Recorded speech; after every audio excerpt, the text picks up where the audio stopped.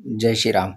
आज हम बात करेंगे कुंडली के अंदर बनने वाले केमद्रुप योग के बारे में। ठीक है, केमद्रुप योग देखो ये कब बनता है, जहाँ आपका मून होता है ना, उससे second house and 12th house में कोई प्लेनेट ना हो। ठीक है, तो इसको क्या बोला गया है कि ये व्यक्ति को ना पॉवर्टी यानी गरीबी देता है। ठीक है, व्यक्ति पैसों का मोहताज हो जाता है। बट आज जो बात करेंगे ना वो ये योग का भंग। ठीक है, इस योग का भंग कैसे होगा। देखो काफी साल है कुंडली में योग बनते हैं, बट उसको ना भंग भी होता है। जैसे राजयोग का भंग होता है उस हिसाब से अरिष्ट योग का भी भंग होता है। इसमें ना आपको 5 पॉइंट कंसीडर करने हैं। वो कौन से 5 पॉइंट आपको कंसीडर करने हैं वो मैं बताता हूँ। ठीक है, कि वो 5 पॉइंट कौन से हैं। केमद्रुप योग भंग, सबसे पहला पॉइंट तो आपका अगर मून, ठीक है, स्वराशि का हो यानी ऑन साइन में बैठा हो। दूसरा एक्सोल्टेड साइन में बैठा हो। और तीसरा पक्ष बली हो। अभी पक्ष बली क्या चीज़ है? पक्ष बली यानी जो शुक्ल पक्ष की सप्तमी या अष्टमी ले लो, सप्तमी से लेके कृष्ण पक्ष की अष्टमी तिथि तक। ठीक है, इसमें आपका बर्थ हुआ है, यानी सिंपल है, अमावस्या से लेके पूनम के बीच में आपका अगर बर्थ है तो आपका चंद्रमा जो है वो पक्ष बली है। ठीक है, अगर इस कंडीशन में मून बैठा है तो ये योग का भंग हो गया है। अभी आपके जीवन में गरीबी नहीं होगी, बल्कि अच्छे से कैश फ्लो बना रहेगा।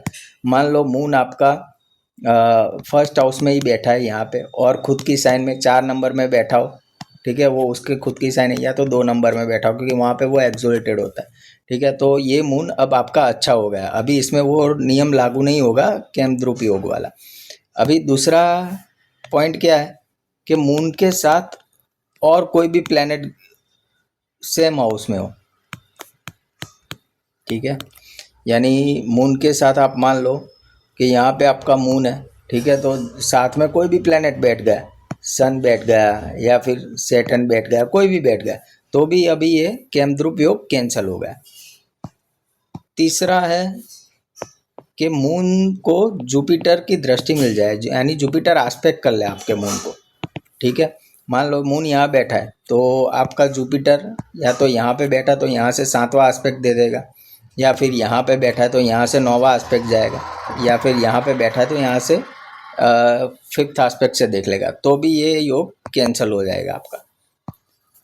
चौथी कंडीशन क्या है, आपका जो लग्नेश है ना वो बली होना चाहिए, यानी लग्नेश में स्ट्रेंथ होनी चाहिए। मान लो यहाँ पे ये 1 नंबर मार्स का है तो मार्स आपका ना बली होके बैठना चाहिए। बली यानी इसको मैं कैसे समझाऊँ, मान लो अच्छी पोजीशन में, यानी मार्स आपका यहाँ पे है, केंद्र स्थानों में यहाँ पे है या यहाँ पे है, या त्रिकोण में बैठा है यहाँ पे है या यहाँ पे है। ठीक है, तो अगर लग्नेश आपका केंद्र के हाउसेस में हो या फिर त्रिकोण ट्राइन में हो, ठीक है, तो भी ये योग भंग हो गया है।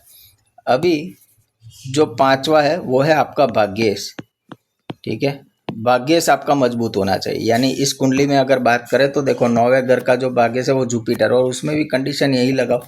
ठीक है, अगर ये कंडीशन बन रही है, 5 पॉइंट आपके मैच हो रहे, पहले तो ये मून वाला, दूसरा ये, तीसरा जुपिटर का एस्पेक्ट, चौथा लग्नेश और 5वां भाग्येश, तो ये योग आपका कैंसिल हो गया। अभी आपको डरने की ज़रूरत नहीं है। ठीक है जी, जय श्री राम।